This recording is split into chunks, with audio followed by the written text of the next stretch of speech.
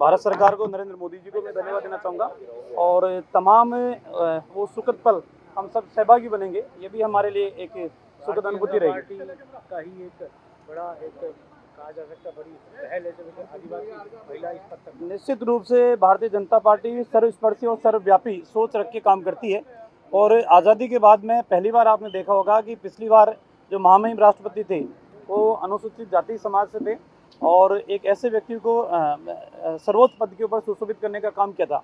तो हम 36 कौम को साथ लेकर चलने का मन और मस्तिष्क रखते हैं।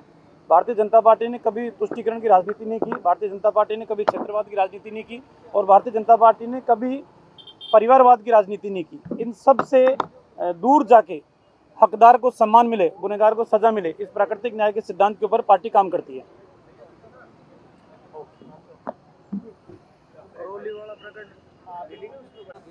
राजस्थान के अंदर कानून का राज नहीं है, राजस्थान के अंदर जंगल राज है और जंगल राज के रूप में एक ने अनेकों घटनाएं ऐसी होती है कि राजस्थान की इस धरा के ऊपर ऐसी ऐसी घटनाएं सामने आ रही है जिनकी कल्पना कभी किसी ने नहीं की थी।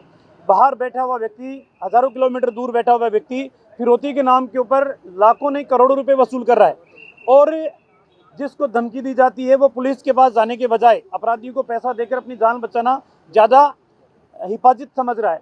राजस्थान के अंदर मासूम बच्चों के साथ दरिंदगी, नाबालिग बच्चों के साथ दुष्कर्म और उसके बाद में हत्या, गैंगवार की घटना एक के बाद एक, सीकर की घटना, गैंगवार की राजू ठेठ की हत्या, आपके नागौर की हत्या और घटनाओं के अंदर भी पुलिस कस्टडी के अंदर हत्याएं होना, ये इस बात को इंगित करती है कि कहीं ना कहीं राजस्थान सरकार के कई नुमाइंदे अगर निष्पक्ष जांच हुई तो जेल की सलाखों के पीछे जाएंगे।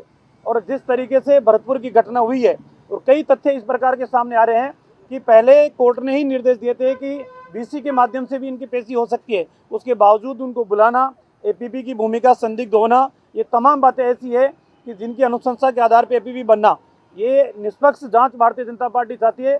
और किस तरीके से राजस्थान के अंदर अपराध चरम के ऊपर है, ये सोचनीय बिंदु है। विधानसभा में आप किस तरह से जो रणनीति बना रहे हैं? हम तमाम मामलों को लेकर हमारे पार्टी के शीर्ष नेतृत्व ने जो तय किया है उसके अनुसरण करेंगे। हर दिन अलग अलग मुद्दों के ऊपर सरकार को घेरने का काम करेंगे। कर्ज माफी के मुद्दे के ऊपर, बेरोजगारी के मुद्दे के ऊपर, पेपर लीक के मुद्दे के ऊपर, क्राइम के मुद्दे के ऊपर, बिगड़ती हुई कानून व्यवस्था के मुद्दे के ऊपर, संविदा कर्मियों के मुद्दे के ऊपर, ये सीएचओ के मुद्दे के ऊपर, ये तमाम मुद्दे ऐसे हैं जिनको सरकार को अलग अलग दिन हम घेरने का काम करेंगे। सामाजिक सुरक्षा के तहत जो बिल लाने की बात हो रही है, इसको लेकर किस तरह से देखिए, सिर्फ सरकार संदेश और मैसेज देने की राजनीति कर रही है, धरातल के ऊपर कुछ नहीं है। ये सर्वोच्च सदन है, सर्वोच्च सदन के अंदर मुख्यमंत्री जी 5 बजट पेश कर चुके। अब मुख्यमंत्री जी किसी को भी हमारे साथ बिठा दे और एक एक स्कीम जो आपने घोषणा की सदन के अंदर वो हमारे से बहस कर ले, कौन सी योजना ऐसी है जो धरातल के ऊपर आ रही है।